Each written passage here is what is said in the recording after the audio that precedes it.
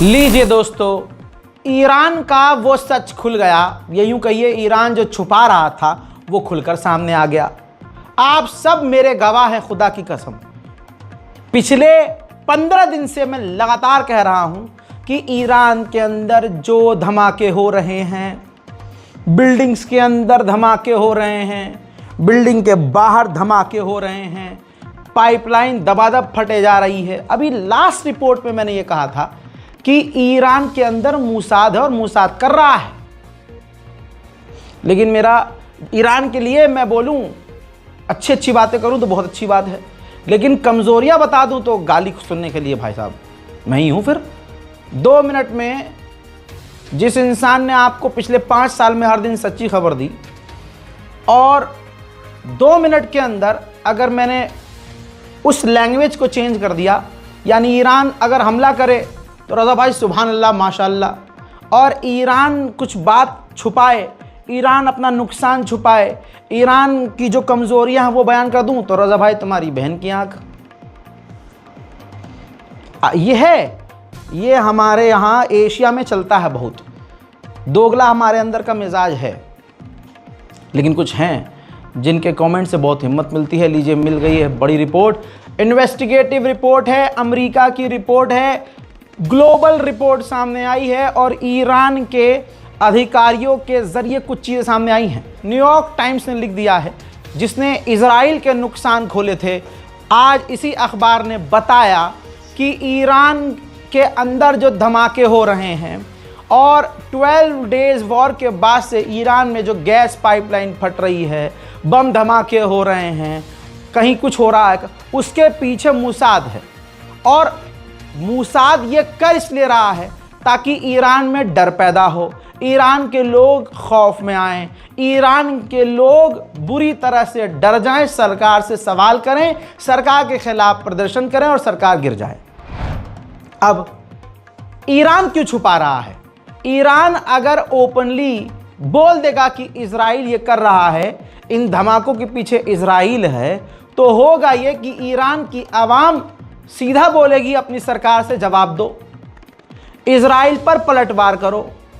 तो होगा ये कि एक फिर से जंग बड़ी छिड़ जाएगी और ईरान नहीं चाहता कि दोबारा से जंग छिड़े। तो दोस्तों, ये वो सच है जो पिछले 15 दिन से मैं आपको बता रहा था। अब उसके तमाम रिपोर्ट्स मंजर आम पर आ चुकी हैं। ईरानी अधिकारी इसको मान रहे हैं कि हाँ, इसके पीछे इजराइल है। क्लियर हो गया आज? अल्हम्दुलिल्लाह। अब सुनिए, ऐसे ही धमाके जैसे ईरान में हो रहे हैं, गैस पाइपलाइन फटना, गैस की पाइप फट जाना और धमाके होना, मेरे दोस्तों ऐसा ही इजराइल के अंदर हो रहा है। तस्वीर आपके सामने, कई तस्वीरें हैं दोस्तों। इजराइल के अंदर भी गैस पाइपलाइन फट रही है, फ्लैट्स के अंदर, अपार्टमेंट्स के अंदर आग लग रही है। संदिग्ध परिस्थितियों वाले हमले कहे जाएं तो भाई इजराइल में भी हो रहे हैं। क्या इसके पीछे ईरान है? क्या ईरान अब एडवांस दिमाग चला रहा है कि जैसा दुश्मन कर रहा है वैसा हम भी करेंगे?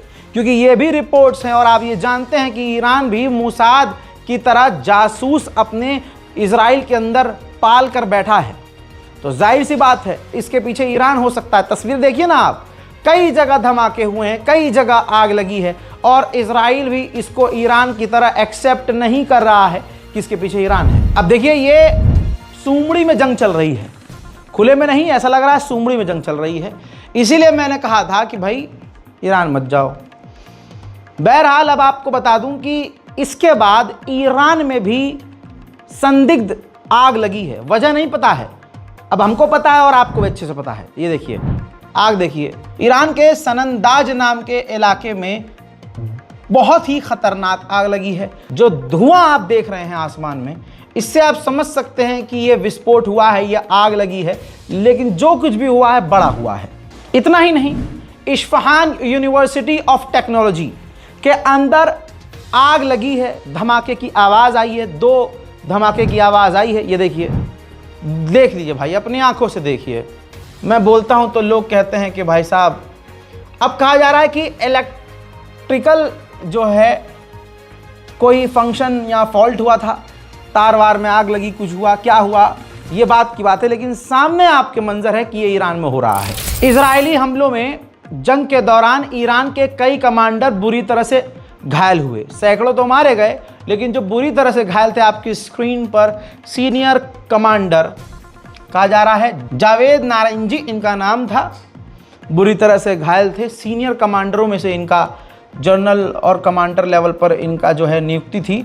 और आपको बता दूं कि ये बुरी तरह से घायल हुए थे, अस्पताल में भर्ती थे, मारे गए हैं। उधर ईरान ने वही डर जताया जो पिछले कई समय से मैं आपको बता रहा हूं। ईरान ने फिर से कह दिया है कि हमें डर है कि अमेरिका न्यूक्लियर टॉक के बहाने पिछली बार की तरह एक बार फिर से हम पर हमला कर सकता है। वहीं ईरान पूरी तरह से अलर्ट पर है और अमेरिका से बात करने से पहले वो जो अपनी शर्त रखना चाहता है, वो कंडीशन और वो शर्तें बना रहा है। मीटिंग चल रही है कि अमेरिका अगर हमारी ये शर्तें मानेगा तो हम बात करेंगे। ईरान के विदेश मंत्री का बयान आया है। ईरान के विदेश मंत्री कह रहे हैं कि हमारी पोजीशन अभी चेंज नहीं हुई है, हम अपना यूरेनियम का एनरिचमेंट बंद नहीं करेंगे और जो हमारा न्यूक्लियर प्रोग्राम है उससे हम पीछे नहीं हटेंगे। बखुसूस बाद از این جنگی که اخیر رخ داد به نظرم لازم بود که حتما اینها مطلع باشند که مواضع جمهوری اسلامی ایران همچنان قوی و استوار هست و غنیسازی ما ادامه پیدا خواهد کرد و اینطور نیست که ما از این حق مردم ایران صرف نظر بکنیم. البته جمهوری اسلامی ایران همواره آمادگی داشته که برنامه هسته صلح‌آمیز خودش رو در یک چارچوب معقول و منطقی جلو ببره. ما هیچ وقت کوتاهی نکردیم از اینکه جلب اعتماد کشورهایی که احیانا نگران باشند رو بکنیم. البته वहीं अमेरिका के विदेश मंत्री ने इराक के प्रधानमंत्री से बात की है फोन पर और कहा है अमेरिका के विदेश मंत्री ने कि हम चाहते हैं कि ईरान के इन्फ्लुएंस से इराक आज़ाद हो और इराक के अंदर अमेरिकी कंपनियों पे जो ड्रोन हमले हो रहे हैं हम उसकी निंदा करते हैं और इसकी जांच करेंगे। उधर मेरे दोस्तों, ना से अच्छा कुछ तो होता है। मतलब आदमी अगर 1% मदद भी नहीं कर रहा है, मान लीजिए फॉर एग्जांपल जंग हो रही है और 50% उम्मीद है कि रशिया मदद करेगा, वो मदद ना करके अगर 1% ही मदद कर दे तो कुछ ना होने से कुछ तो बेहतर है। अब देखिए, रशिया के रॉकेट के अंदर ईरान अपना सैटेलाइट लॉन्च करने वाला है, यानी रशिया ने परमिशन दी है और ईरान पूरी तैयारी पर है और दुनिया की, खासकर अमेरिका इजराइल की इस सैटेलाइट लॉन्च पर नज़र है। दुनिया ईरान को कितना भी कमज़ोर कहे, हर इंसान में कहीं ना कहीं कुछ ना कुछ खामी होती है। जैसे ईरान की सिक्योरिटी इंटरनल काफ़ी वीक है, लेकिन ईरान उस पर काम कर रहा है। लेकिन ईरान का भौकाल दुनिया देख चुकी है। ज़रा इस तस्वीर को देखिए जिसे जारी किया है ईरान ने, जिसके अंदर आप देख सकते हैं कि हेलीकॉप्टर के अंदर से ईरान के गार्ड वीडियो बना रहे हैं और नीचे जो आपको युद्धपोत नज़र आ रहा है वो अमेरिका का है, जो ईरान के समुद्री इलाके के आसपास आ गया था, जिसे इसी हेलीकॉप्टर के ज़रिए धमकी दी गई, वार्निंग दी गई, अमेरिका के युद्धपोत को धमकाया गया। जिसके बाद आप देख सकते हैं वीडियो के अंदर ही कि अमेरिका का युद्धपोत जब ईरान की धमकी से दहलता है तो तुरंत उस इलाके से बाहर निकल गया। इजराइल के विदेश मंत्री सीधा पहुंचे यूक्रेन और यूक्रेन पहुंचने के बाद उन्होंने ऐलान करके वहां भी गंदगी मचाई और कहा कि ईरान सिर्फ इजराइल के लिए नहीं बल्कि यूक्रेन के लिए भी खतरा है। Iran not only threatened Israel, it threatened regional and global security. It threatened Ukraine. We decided today to have a strategic dialogue between our ministries on the Iranian threat. Our actions against its weapons and technology contribute to European security and to the security of Ukraine. वहीं Russia और Iran समुद्र में जो navy drill कर रहे हैं उसके ताज़ा मंजर सामने आए हैं, देखिए।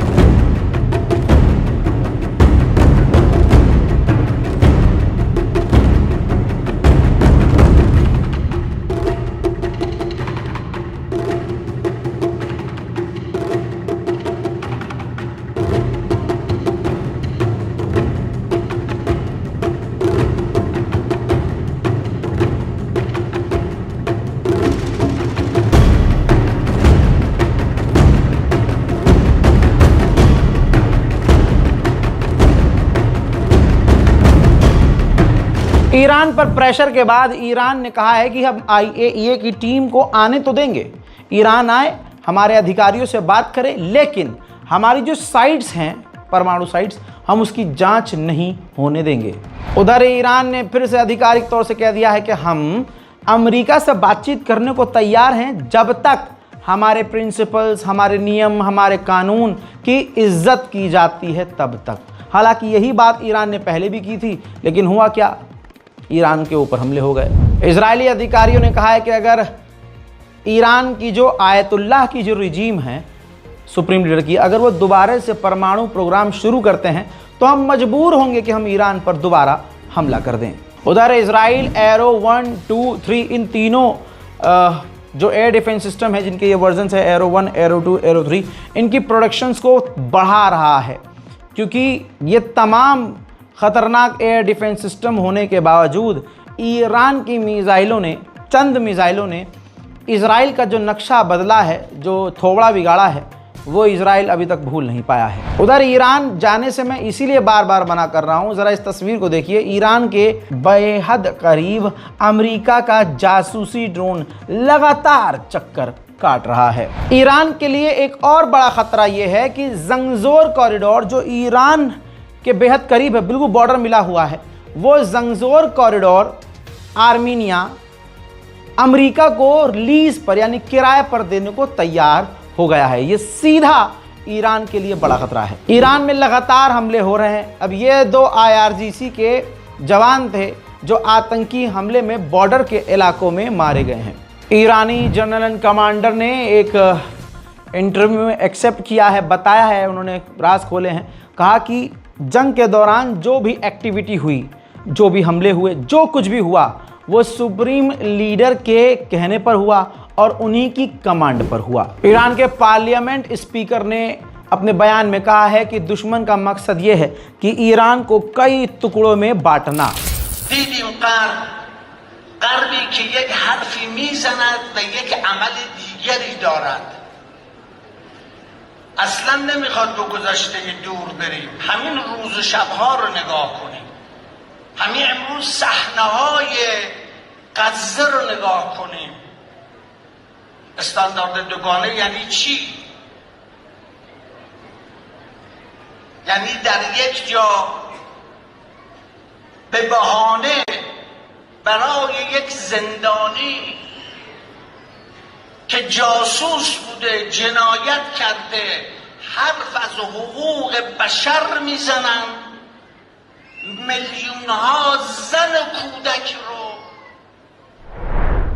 उधर WHO ने ईरान पर इल्ज़ाम लगाया है कि ईरान ने वॉर क्राइम किया है। कहा है अपनी रिपोर्ट में कि ईरान ने इजराइल के ऊपर क्लस्टर बॉम्ब दागे थे, और क्लस्टर बॉम्ब जो है बैन है। इस वजह से कहा जा रहा है कि ईरान ने जो है वॉर क्राइम किया है। जी हाँ, इजराइल ने वॉर क्राइम नहीं किया है। इजराइल ने गाज़ा के अंदर ह्यूमैनिटेरियन जो है ग्राउंड पर जुल्म नहीं किया है। उसने आम लोगों को, बच्चों को, पेट में अनजन्मे बच्चों को नहीं मारा है। इजराइल के सैनिकों ने वहाँ नरसंहार नहीं किया है। इजराइल अभी भी वहाँ भूखों को नहीं मार रहा है। बहुत बढ़िया है इजराइल उनकी नज़र में। और ईरान जो है वो क्रिमिनल है क्योंकि उसने क्लस्टर बम मारा है। ईरान के राष्ट्रपति पेजेश्कियान ने कहा कि इजराइल, कोई शक नहीं कि वो एक इलाके के लिए ट्यूमर है। वो तमाम मुस्लिम देशों की ज़मीन पर कब्ज़ा करना चाहता है और वो हमला करेगा। ईरान के राष्ट्रपति ने यह भी कहा अपने इंटरव्यू में, साफ कहा है कि न्यूक्लियर प्रोग्राम एक बहाना है, उसे बस हम पर हमला करना था, जो आगे भी वो कर सकता है। हमें इजराइल पर भरोसा नहीं है। पेजेश्कियान ने आगे ये भी कहा कि अमेरिका की ही परमिशन से इजराइल ने हम पर हमला किया था। आगे उन्होंने कहा कि हमें मालूम है कि आगे भी ये हम पर हमला कर सकता है और हमारी फ़ौज पूरी तैयारी कर रही है। पेजेश्कियान ने आगे ये भी धमकी दे दी कि अगर इजराइल ने हमला किया तो हम इजराइल के काफ़ी अंदर हमला करेंगे। राष्ट्रपति ने यह भी कह दिया कि जो लोग भी ये कह रहे हैं कि ईरान का न्यूक्लियर प्रोग्राम ख़त्म हो गया है, ये सिर्फ एक इल्यूज़न है, वो अपने अलग ही दुनिया में है, हम अपना प्रोग्राम कभी बंद नहीं करेंगे। पेजेश्कियान ने बड़ा खुलासा करते हुए कहा कि सिर्फ इजराइल के अंदर के जो आयरन डोम थे हमने सिर्फ उसको निशाना नहीं बनाया, इलाकों का नाम नहीं लिया उन्होंने कहा कि और भी जो आसपास के इलाके में इजराइल के आयरन डोम थे, हमने उनको भी तबाह किया था। उधर पेजेश्कियान ने ईरान की सबसे बड़ी मुसीबत का भी जिक्र किया, कंफर्म कर दिया कि तेहरान में पानी नहीं है और जो हालात बने हुए हैं, जिस तरह का सूखा पड़ रहा है, आगे ऐसा लगता है कि ऐसे हालात रहे तो हम अपने लोगों को पानी नहीं दे पाएंगे। तेहरान के जो वाटर मिनिस्टर हैं, जो वहाँ के पानी की कंपनियों को मैनेज करते हैं, उन्होंने कहा एक इंटरव्यू में, ये वो इंटरव्यू है, उन्होंने साफ कहा कि पिछले 60 साल में तेहरान में पानी की कभी इतनी किल्लत नहीं हुई जितनी आज हो रही है। ईरान में हालात इतने ख़राब हैं तेहरान में कि जो स्विमिंग पूल के लिए जो सप्लाई पानी की जाती है, तमाम तेहरान के स्विमिंग पूल की सप्लाई, वाटर सप्लाई को रोक दिया गया है। हजरात, ये है ईरान की तमाम डिटेल जानकारी, लिहाजा इस रिपोर्ट को शेयर कीजिए। गाज़ा और फ़िलिस्तीन की मदद के लिए इस बारकोड का इस्तेमाल ज़रूर कीजिए ताकि हम गाज़ा और फ़िलिस्तीन को कुछ मदद भेज सकें। फ़िलहाल के लिए इस रिपोर्ट में इतना ही। इस रिपोर्ट को शेयर कीजिएगा। जय हिंद।